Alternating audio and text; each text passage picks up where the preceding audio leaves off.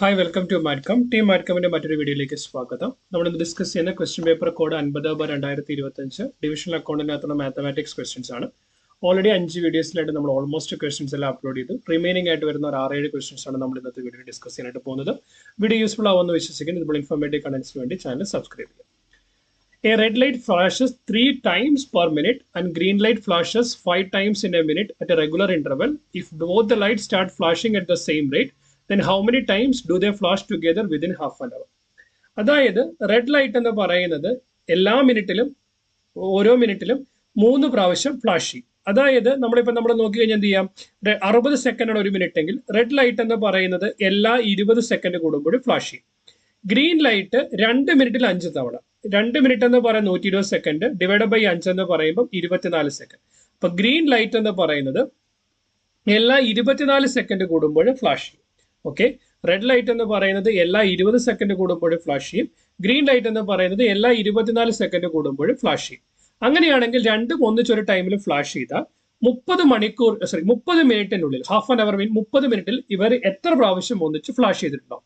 ഇങ്ങനെ ചോദിച്ചാൽ LCM കണ്ടുപിടിക്കാം. അതായത് 20ന്റെയും 24ന്റെയും LCM എന്ന് പറയുന്നത് 4 കൊണ്ട് വെട്ടിയാൽ 4 കൊണ്ട് ഡിവൈഡ് ചെയ്താൽ 4 20, 6 4 24, 6 30, 34 120 സെക്കൻഡ്. 120 സെക്കൻഡ് എന്ന് പറഞ്ഞാൽ 2 മിനിറ്റ്. ഇതിന്റെ അർത്ഥം ഒന്ന് ഫ്ലാഷ് ചെയ്ത് കഴിഞ്ഞ് എല്ലാ 2 മിനിറ്റ് കൂടുമ്പോഴും റെഡും ഗ്രീനും ഒന്നിച്ച് ഫ്ലാഷ് ചെയ്യും എന്നുള്ളതാണ്.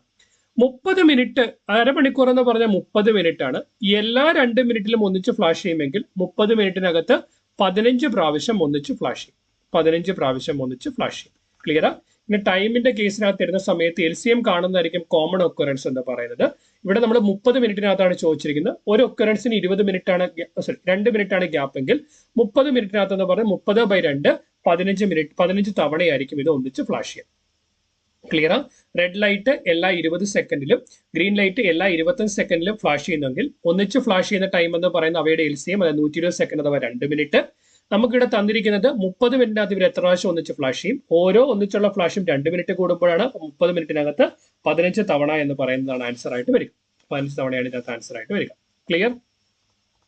അടുത്തത്, a man makes a trip by automobile by an average speed of 60 km/h. He returns on the same route at an average speed of 14 km/h. Calculate the average speed.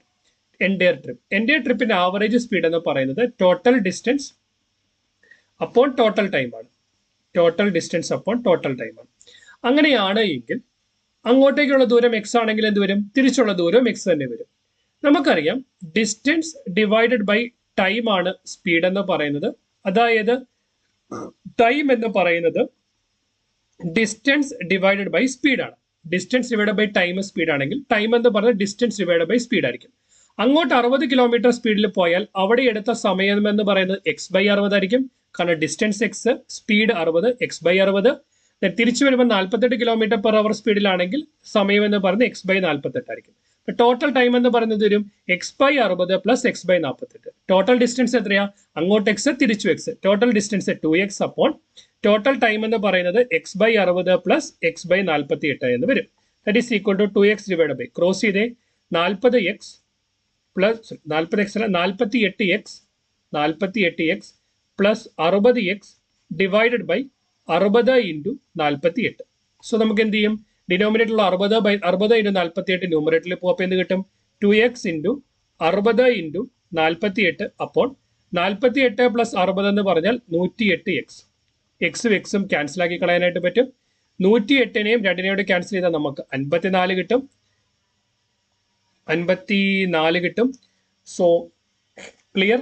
Then 6 8 48, 8 കൊണ്ട് cancel ചെയ്താൽ 6 8 48. Okay,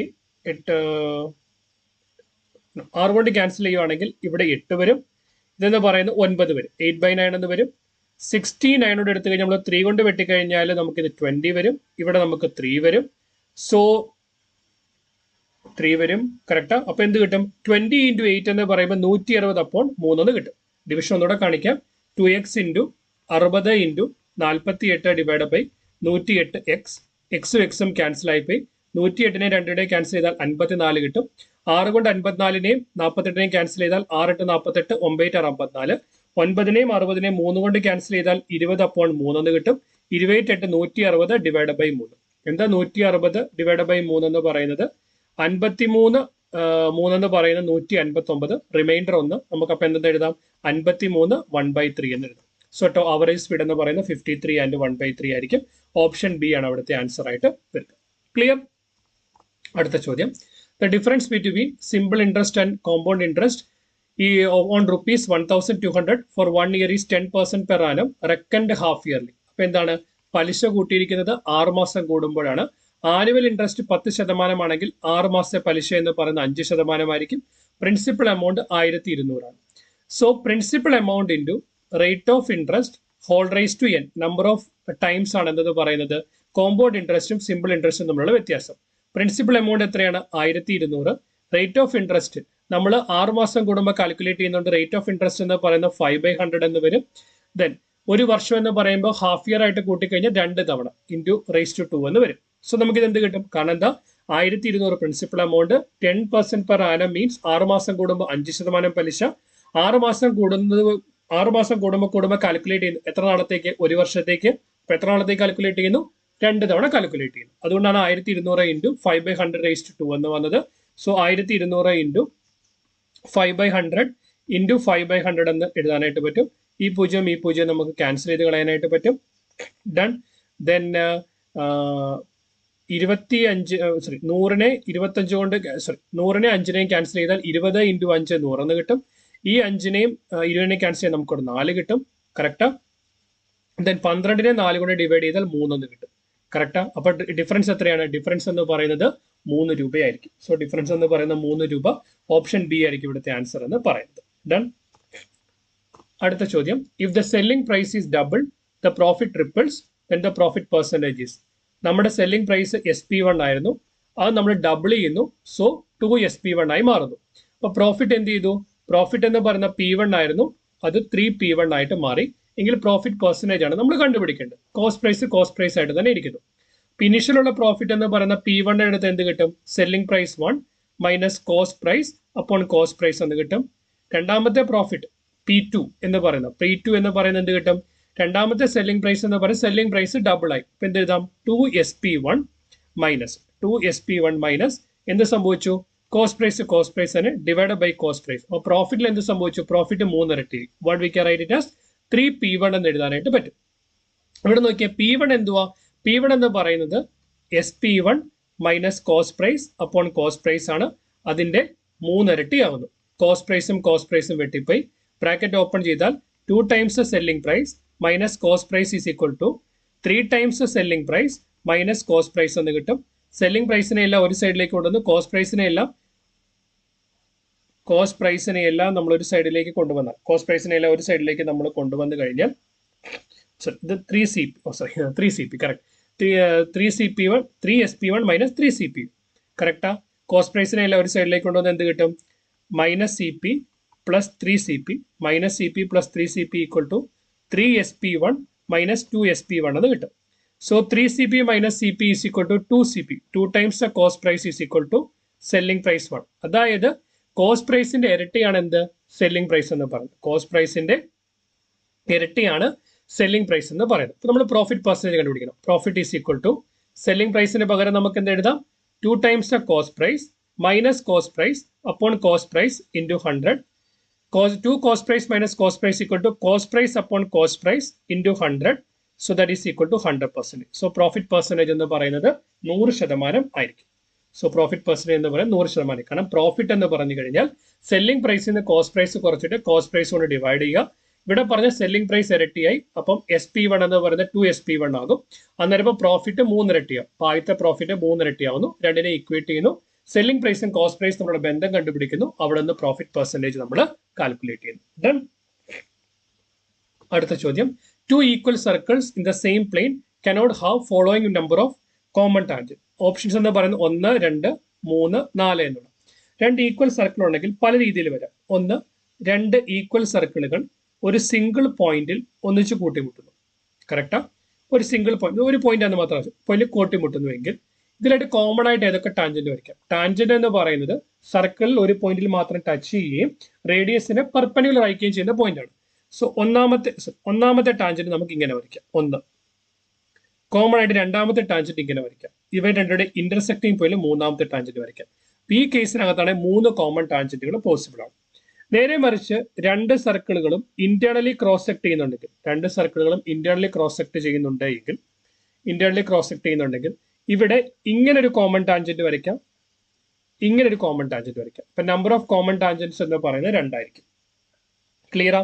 ഇനി രണ്ട് equal സർക്കിളുകൾ തമ്മിൽ കൂട്ടിമുട്ടുന്നില്ല എങ്കിൽ ഒന്നാമത്തെ common tangent ഇത്, രണ്ടാമത്തെ കോമൺ ടാൻജന്റ് ഇത്, ഇനി മൂന്നാമത്തെ കോമൺ ടാൻജന്റ് ഇങ്ങനെ വരയ്ക്കാം, നാലാമത്തെ കോമൺ ടാൻജന്റ് ഇങ്ങനെ വരയ്ക്കാം. അപ്പൊ 4 കോമൺ ടാൻജന്റുകൾ വരാം. ഒരു കേസിനകത്ത് 2 കോമൺ ടാൻജന്റ് വരാം, വേറൊരു കേസിൽ 3 കോമൺ ടാൻജന്റ് വരാം, വേറൊരു കേസിൽ 4 കോമൺ ടാൻജന്റ് വരാം. പോസിബിൾ അല്ലാത്ത കോമൺ ടാൻജന്റുകളുടെ എണ്ണം എന്ന് പറയുന്നത് 1 ആണ്.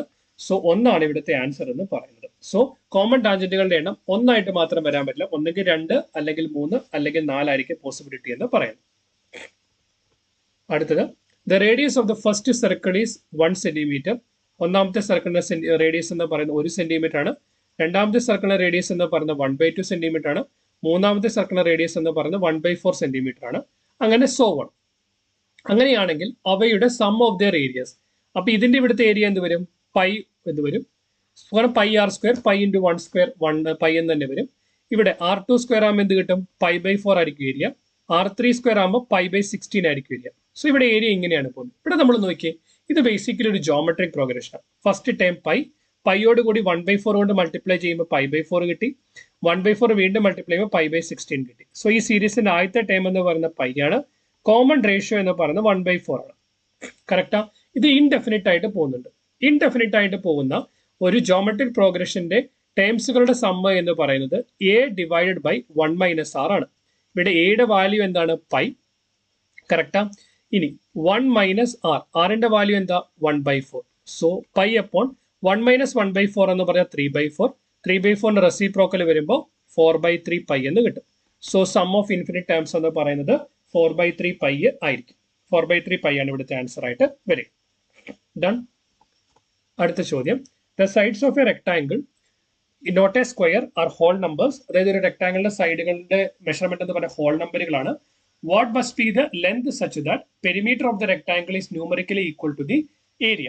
നമുക്ക് ഓപ്ഷൻസിൽ നിന്നാണ് കണ്ടുപിടിക്കാൻ ഏറ്റവും എളുപ്പം. ഒരെണ്ണം തന്നിരിക്കുന്നത് പെരിമീറ്റർ ഏരിയ നോക്കിയാൽ 5, 4 സൈഡിന്റെ ലെന്ത് എങ്കിൽ അതിന്റെ പെരിമീറ്റർ എന്ത് വരും? 5 + 4 9, 9 2 18. കാരണം ഒരു റെക്ടാംഗിളിന്റെ പെരിമീറ്റർ എന്ന് പറയുന്നത് 2 × L + B ആണ്. ഏരിയ എന്ന് പറയുന്നത് L × B ആണ്. സോ ഇതിനെ L ഉം ഇതിനെ B ആയിട്ട് എടുത്താൽ L × B എന്ന് പറയുന്നത് 20 കിട്ടും. ഇവിടെ L + B 14, 14 2 22, 7 2 14. ഇവിടെ 9 3 12, 12 2 24, ഏരിയ എന്ന് പറയുന്നത് 27. ഇവിടെ 6 3 9, 9 2 18, 6 3 18. നോക്കിക്കേ, പെരിമീറ്ററും ഏരിയയും സെയിം ആണ്. തന്നിരിക്കുന്ന മെഷർമെന്റിനകത്ത് എല്ലും ബിയും ആയിട്ട് അസ്യൂം ചെയ്ത് പെരിമീറ്ററും ഏരിയയും കണ്ടുപിടിക്കാം. രണ്ടും ഈക്വൽ ആണെങ്കിൽ ആ ഓപ്ഷൻ കറക്റ്റ് ആയിട്ട് വരിക. സോ ഓപ്ഷൻ ഡി 6,3 ആയിരിക്കും ഇവിടുത്തെ ആൻസർ ആയിട്ട് വരിക. അടുത്തത്, the sides of a right triangle are a, a + d, and a + 2d with a and d are positive numbers. a and d യും പോസിറ്റീവ് നമ്പർ ആണെന്ന് പറഞ്ഞിട്ടുണ്ട്. അങ്ങനെയാണെങ്കിൽ ratio of a and d ആണ് ചോദിച്ചിരിക്കുന്നത്. So നമ്മൾ ഇതിനെ എയും ഇതിനെ ഡിയും ആയിട്ട് എടുത്താൽ, ഓപ്ഷൻസിൽ എടുത്തു കഴിഞ്ഞാൽ നമ്മൾ a + d, a + 2d കണ്ടുപിടിച്ചാൽ എയുടെ വാല്യൂ 3, a + d എന്ന് പറയുമ്പോൾ 4, a + 2d എന്ന് പറയുമ്പോൾ 5. 1 3 എടുത്താൽ 1 4, 4 3 7. ഇവിടെ എടുത്താൽ 2 5 8. കാരണം 2ന്റെ കൂടെ d കൂട്ടുമ്പോൾ 5 കിട്ടും, 5ന്റെ കൂടെ 3 കൂട്ടുമ്പോൾ 8 കിട്ടും.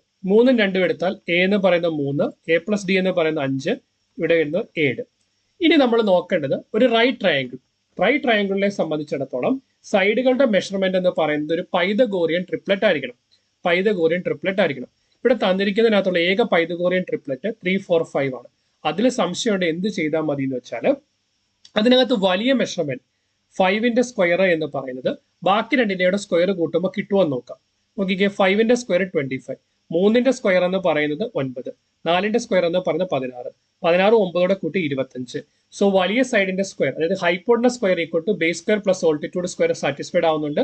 അത് സാറ്റിസ്ഫൈഡ് ആവാൻ കാരണം എന്ന് പറയുന്ന ഒരു പൈതഗോറിയൻ ട്രിപ്ലറ്റ് ആയതുകൊണ്ട് ആണ്. ക്ലിയർ? അതുകൊണ്ട് ഓപ്ഷൻ എ ആണ് ഇവിടുത്തെ ആൻസർ എന്ന് പറയുന്നത്. ക്ലിയർ? വളരെ കോംപ്ലക്സ് ആയിരുന്ന ക്വസ്റ്റ്യൻസ് ആണ് ഇതിനകത്ത് കൂടുതലായിട്ടും ചോദിച്ചത്. നമ്മുടെ വീഡിയോയിൽ നല്ല ഡീറ്റെയിൽ ആയിട്ട് എക്സ്പ്ലെയിൻ ചെയ്തിട്ടുണ്ട്. ഈവൻ ദോ ഒത്തിരി ലെന്ത് ആവാതിരിക്കാൻ വേണ്ടി വളരെ ആവശ്യമുള്ള കാര്യങ്ങൾ മാത്രമാണ് നമ്മൾ ഡിസ്കസ് ചെയ്തിരിക്കുന്നത്. വീഡിയോ യൂസ്ഫുൾ ആവുമെന്ന് വിശ്വസിക്കുന്നു. ഇതുപോലെ ഇൻഫോർമേറ്റീവ് കണ്ടന്റ്സ് ലഭിക്കുന്നതിന് ചാനൽ സബ്സ്ക്രൈബ് ചെയ്യുക. Keep watching, keep learning. Thanks for watching.